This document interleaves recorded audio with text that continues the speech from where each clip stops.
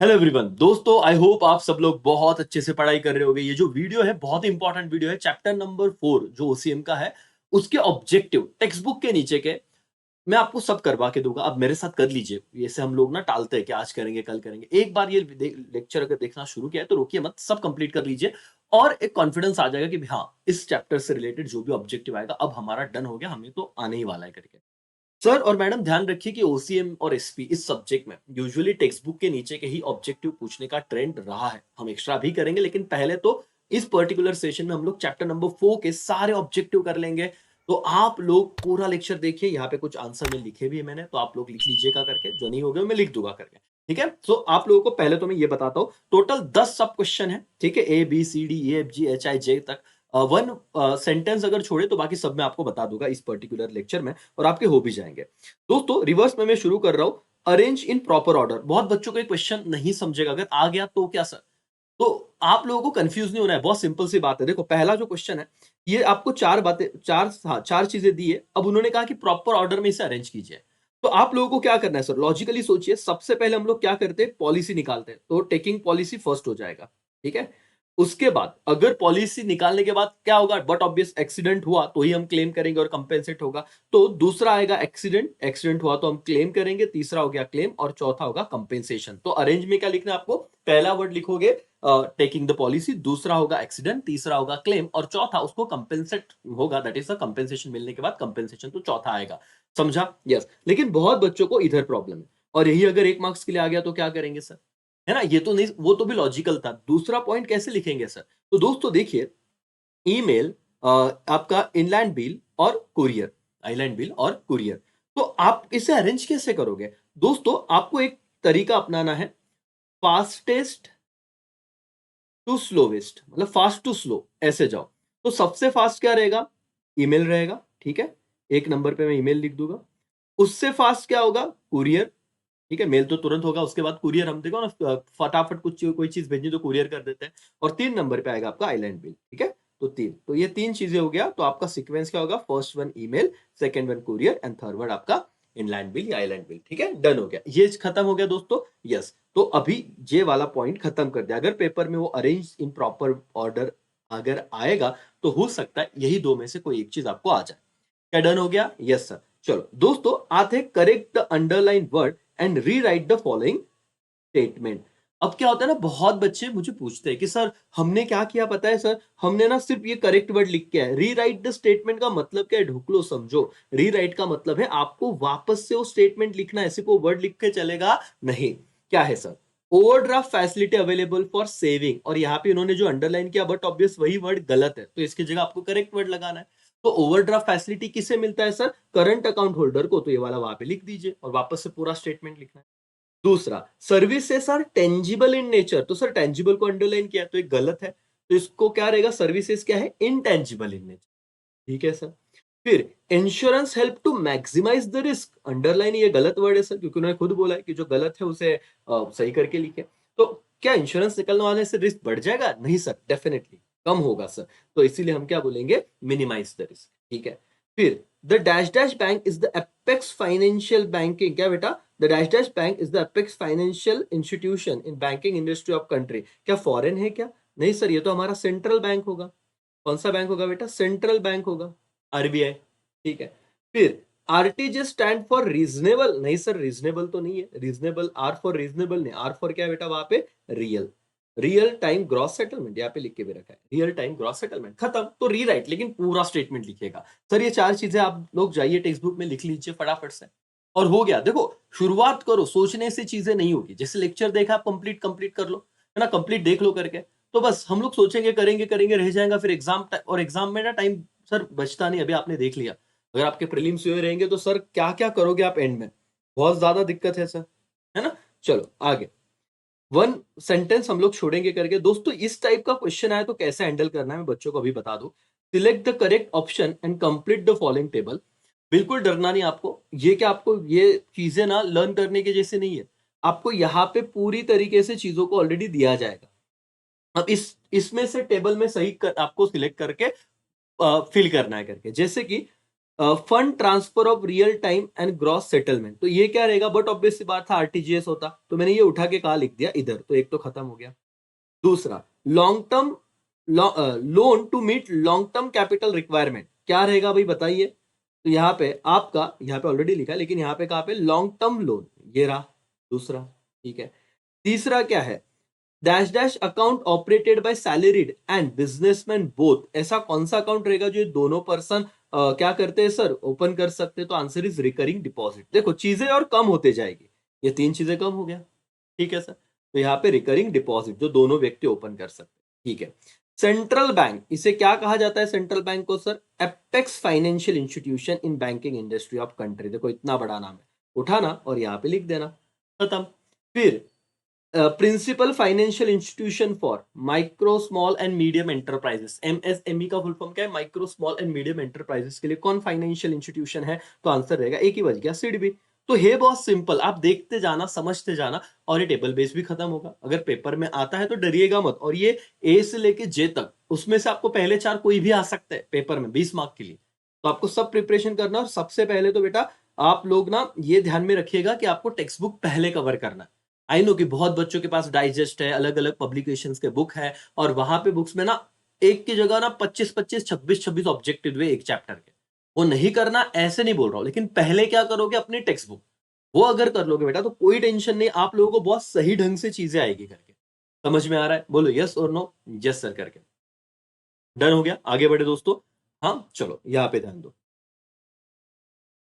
चलो अब complete the following state sentence, सिर्फ कितने हैं, 5 ही है, और इनमें से एक आ गया तो सर अपनी शांति हो जाएगी। The term bank come from the French word, अब ये बहुत बच्चे ना यहाँ पे गलती करते हैं, ये देखो वर्ड, वर्ड क्या है बेटा, बैंको, बैंको का स्पेलिंग देखो, कुछ बच्चे क्या करते हैं ऐसे लिखते हैं, ठीक है। तो ये के है या सी है, सिर्फ इतना ऑब्जर्व करना, आंसर क्या है बेटा, सी है, सिर्फ के नहीं वहां पे, तो बैंको क्या हो गया, ये वाली चीज, ठीक है। अब ये दूसरा तो एकदम सिंपल था, कौन सा वेयरहाउस है जो फैसिलिटी प्रोवाइड करता है पेरिशेबल कमोडिटी के लिए, तो आंसर क्या रहेगा बेटा, कोल्ड स्टोरेज वेयरहाउस, आपको लिखना है, ठीक है सर, ये भी सिंपल है।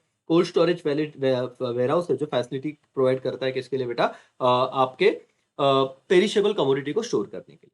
फिर तीसरा, डैश डैश इन पॉलिसी, या आईएमपी कर लो बेटा, तो ना आईएमपी कर, several ship belonging to one owner are insured under the, क्या बेटा, सेम पॉलिसी, एक पॉलिसी के अंदर ही क्या कर दिया उन्होंने, बहुत सारे शिप को इंश्योर्ड कर दिया, तो कौन सा पॉलिसी, अंडरलाइन करना, फ्लीट पॉलिसी, FLEET लिखिए, ओके। फिर कौन सा बैंकिंग है सर जो, dash dash banking refer to use of banking services with the help of क्या, मोबाइल फोन, तो डेफिनेटली कौन सा रहेगा, मोबाइल बैंकिंग, क्या रहेगा बेटा, mobile banking, and before mobile banking, that's all, done. तो ये 5 चीजें थी, एक मोबाइल बैंकिंग, सिर्फ मुझे लगता है कि क्या नया रहेगा आपके लिए, थर्ड वन, वो फ्लीट वाला, फ्लीट पॉलिसी, तो डन हो गया, ठीक है सर। एफ भी हमने कंप्लीट कर लिया, अब फाइंड ऑड वर्ड है, इसको हम फटाफट से कंप्लीट कर लेंगे सर। जो मैं बोल रहा हूँ फटाफट टिक कीजिए बेटा, और एज इट इज आया तो आपको काम में आ जाएगा करके। Primary credit society, cooperative, state, ये तो हमने ऑलरेडी पढ़ा था। क्या ऑड है बेटा इसमें, एक्सचेंज बैंक, क्योंकि इसमें आता ही नहीं लॉजिकली।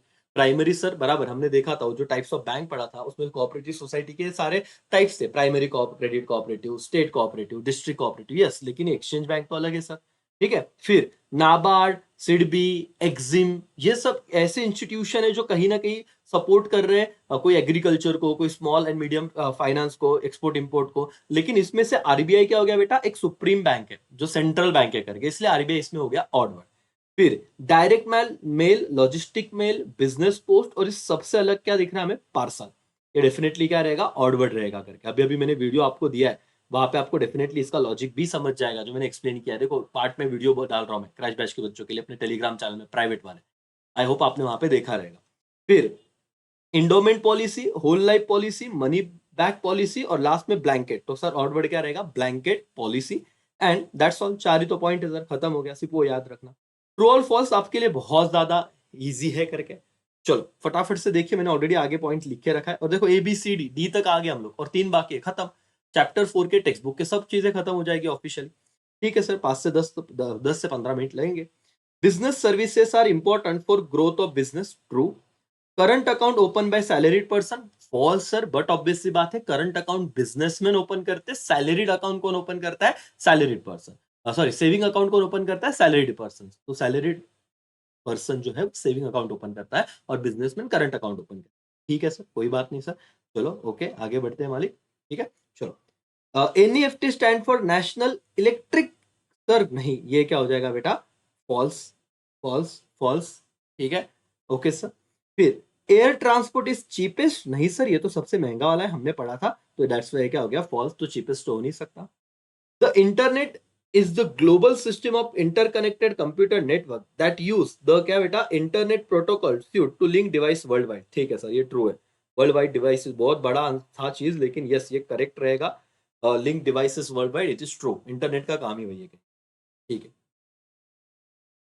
ओके, चलो ये एक बार वन वर्ड करके पढ़िए फटाफट से। चलो दोस्तों, पढ़ा आपने? सर क्या है, वन वर्ड है, इजी में से आने वाला है सर, तो कोई दिक्कत नहीं है करके।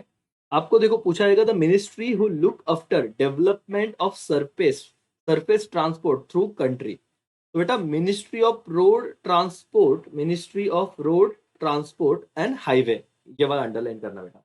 Ministry of road transport and highway, ministry of road transport and highway लिख लो, MORTH, IMP कर दो। The ministry who look after development of surface transport throughout the country, the Ministry of Road Transport and Highway, MORTH, road transport, RTH का मतलब road transport and highway, Ministry of Road Transport and Highway। फटाफट से लिखिए, चलो ये रहा, फटाफट लिख लो। Yes sir, a transport system used to carry petroleum and gases, pipeline से क्या कहेंगे सर, पाइपलाइन, ये वर्ड अंडरलाइन कर लो बेटा। ऐसा कौन सा ट्रांसपोर्ट सिस्टम है जो पेट्रोलियम और गैसेस को ट्रांसपोर्ट करने में यूज होता है, pipeline. A rail system in which track consists of single rail और beam, जैसे आप उसको मोनोरेल बोलोगे, क्या बोलोगे बेटा, मोनोरेल बोलोगे करके लिख लो। या IMP करो, इतना ही पढ़ना है आपको, बाकी कोई नहीं। आर्ट ऑफ एक्सचेंजिंग आइडियाज, इधर देखोगे दैट्स आंसर रहेगा तुम्हारा communication. The warehouse own manage and control by state, तो डेफिनेटली स्टेट और या सेंट्रल को, आपका क्या हो जाएगा, गवर्नमेंट वेयर, क्या हो जाएगा, गवर्नमेंट वेयर। सिंपल है, 5 चीजें देखो, वन वर्ड खत्म कर। मैच द पेयर्स करेंगे। जस्ट मिनट, यहाँ पे बैंड बाजा बज रहा है, आप होप आवाज नहीं आ रही हो, लेक्चर को थोड़ा पॉज करता हूँ, लेकिन हाँ आपको दिखेगा नहीं, आप फटाफट से ये कनेक्ट कीजिए, चलो बिना देखे, क्या लगता है आपको, लेक्चर थोड़ा पॉज कर लीजिए आप अपनी तरफ से। चलो दोस्तों ध्यान दो अभी। सर क्या है, एयर ट्रांसपोर्ट, क्या रहेगा बेटा, एयर ट्रांसपोर्ट सबसे सिंपल जो बात है, air transport fastest mode of transport, simple सी बात है, तो ए का यहाँ पे कर लेंगे 3। फिर वेयर हाउसिंग, ये सबसे इंपॉर्टेंट है, आपको ऊपर भी आने वाला। वेयर हाउस हमेशा कौन सा यूटिलिटी क्रिएट करता है, तो टाइम यूटिलिटी क्रिएट करता है, दैट्स वाई इसका आंसर हो जाएगा 1। Warehouse create which utility, time utility. ठीक है सर। फिर मनी रेमिटेंस, जिसे IMP करिए दोस्तों। मनी रेमिटेंस में आपको लिखना है वेस्टर्न यूनियन मनी ट्रांसफर, तो इसका आंसर हो जाएगा 5, वेस्टर्न यूनियन मनी ट्रांसफर। ठीक है सर, और IMP कर लीजिए। फिर आता है पाइपलाइन ट्रांसपोर्ट। ठीक है, पाइपलाइन ट्रांसपोर्ट को हम क्या कर सकते हैं, यस 7, पेट्रोलियम एंड गैस, अभी अभी वन वर्ड में भी हमने देखा, पेट्रोलियम एंड क्या बेटा, गैस। ठीक है सर, पेट्रोल एंड गैस। फिर है बिजनेस सर्विसेज, बिजनेस सर्विसेज क्या रहती है, इंटेंजिबल होती है सर, दैट्स वाई यहाँ पे मैं लिखता हूँ इंटेंजिबल इन नेचर। खत्म हो गया। ऑब्जेक्टिव में अगर ये आया मैच द पेयर्स में, तो आप लोग ने एक बार पढ़ा है तो खत्म हो जाएगा। एयर ट्रांसपोर्ट क्या रहेगा, definitely fastest mode of transportation है। Warehousing time utility create करता है। मनी रेमिटेंस में वेस्टर्न यूनियन मनी ट्रांसफर लिखिए। प्रिंसिपल ऑफ ट्रांसपोर्ट ये क्या, पाइपलाइन ट्रांसपोर्ट सॉरी, ये क्या है बेटा, petroleum and gas. And then after business services क्या रहेगी, इंटेंजिबल, ये हमने कर लिया दोस्तों पहला। और इसी के साथ हमारे ऑब्जेक्टिव ए से लेके जे तक, वन सेंटेंस अगर छोड़े तो सब कुछ कवर हो जाएगा। डोर टू डोर सर्विस कौन प्रोवाइड करता है, तो आंसर क्या है सर, डोर टू डोर होगा रोड, क्योंकि रेलवे तो जाएगी नहीं डोर टू डोर, एयर भी तो जाएगा नहीं, तो रहेगा road. Dash dash creates time utility, अभी अभी आपने देखा था क्या बेटा, वेयर हाउस, और ये IMP है। Warehouse create which utility, time utility. Okay, dash dash warehouse provide facility for perishable community, ये बहुत एग्जाम में रिपीट हो चुका है, बहुत सारे एग्जाम में। ठीक है, और आपको पता है इसका आंसर बहुत इजी है, कोल्ड स्टोरेज, क्या रहेगा बेटा, cold storage warehouse provide facility for perishable community. फिर dash dash policy cover all type of risk vessel anchor, anchor मतलब जो बांधी है पोर्ट पे, तो उसे कौन सा पॉलिसी कहेंगे बेटा, पोर्ट रिस्क पॉलिसी। यहाँ पे आप तुक्का मारते तो भी आपके समझ में आ जाता है, port risk. Principle of dash dash is not applicable in life insurance, ये भी IMP कर लो, indemnity, principle of indemnity is not applicable in life insurance. कोई मर गया तो सर उसकी जिंदगी हम वापस नहीं ला सकते, that's why principle of indemnity is not applicable in life insurance. That's all, 15 minute लगे। और इसी के साथ आप ऐसे ही करना है आपको, ये जो OCM है इसे इसी तरीके से डील करो सर और मैडम, क्योंकि ध्यान रखिए जिस तरीके से आप लोगों के अगर मतलब ऐसा अगर आपने डिसाइड कर लिया 15, जब आपको बोर हो रहा है ऑब्जेक्टिव लेके बैठिए, ऑब्जेक्टिव कीजिए सर। तो क्या होगा साइड, और यही चीज है ना, बोर कब होगा जब बड़े-बड़े आंसर करोगे। बड़े-बड़े आंसर करोगे, बोर होगा तो आपको लगेगा यार अभी पढ़ाई नहीं करनी, ऑब्जेक्टिव निकाल भाई, उधर टिक कर ले सारी चीजें। ऐसा अभी ये मैंने एक चैप्टर किया है। आप लोगों को ये समझा कि सर 15 मिनट्स इनफ है, और क्या हो गया, टाइम पास भी नहीं हुआ, ऑब्जेक्टिव भी हो गए टेक्स्ट बुक के, अगर वो टेलीग्राम में आते हैं आप आंसर सही भी दे पाओगे। That's all, done. समझ में आ रहा है दोस्तों? तो कीजिए, पढ़िए, रुकिए मत, 20 मार्क का आपका साइड बाय साइड सारी चीजें खत्म हो जाएगी।